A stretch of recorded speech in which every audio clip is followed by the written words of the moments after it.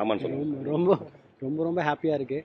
ஆக்சுவலாக வந்துட்டு நான் ஃபஸ்ட்டு கலைமாமணியில் நம்ம கேட்குறப்போ நம்ம என்ன கேட்டுருவோம், ஓகே கலைமாமணி அது ஒரு அவார்டு, ஓகே தமிழ்நாட்டிலேயே ஒரு பெரிய அவார்டு அப்படி சொல்லி தான் நான் நினச்சிருந்தேன். பட் இங்கே வந்து நேற்று ரிகர்சல்லாம் பார்த்தோம்.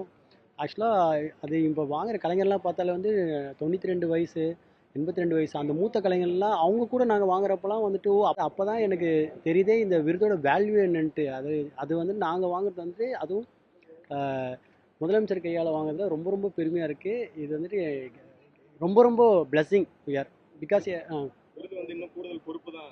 ஆமாம் ரொம்ப எங்களுக்கு இன்னும் வந்துட்டு நார்மலாகவே வந்துட்டு ஓடின்னு இருப்போம் நம்ம பயங்கரமாக ஜெயிக்கணுன்ட்டு. இதெல்லாம் கொடுத்தோன்னே ஐயோ இன்னும் பயங்கரமாக பொறுப்பு பெரிய பொறுப்பெல்லாம் வந்து இன்னும் ஓட தோணுது. அதுவும் எங்களோட நாங்கள் அதுவும் நாங்கள் ரெண்டு பேரும் வாங்குறது ரொம்ப வாங்கினதுல பெரிய ரொம்ப சந்தோஷம். என்னன்னா வந்து நாங்கள் வந்து ஒரு காலத்தில் வந்து கனவு காண்போம், ஏதோ ஒரு இடத்துல நின்று நம்மலாம் இவங்க தான் பெரிய ஆள்லாம் எப்படி இருப்போம், பெரிய பெரிய படம் பண்ணா என்ன என்ன இருப்போம். நான் இவன் நாங்க இப்போ வரும்போது அதே டீ கடை வழியா வந்தோம். அது வந்து பெரிய நாஸ்டாலஜிக்கா ஒரு 20 வருஷம் இருக்குமா பாய்?